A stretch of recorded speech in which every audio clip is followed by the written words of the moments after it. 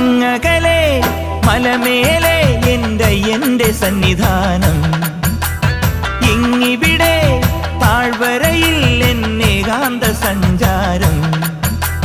ശരണം ശരണം എന്റെ സ്വാമി, എന്റെ വിളിയൊന്നു കേൾക്കെന്റെ സ്വാമി.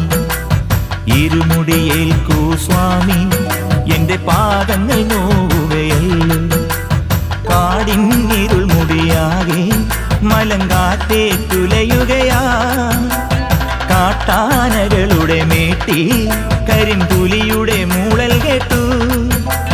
തുണയിവിടാരുമില്ല ആരുമില്ലൻ പൊന്നയ്യപ്പനെ.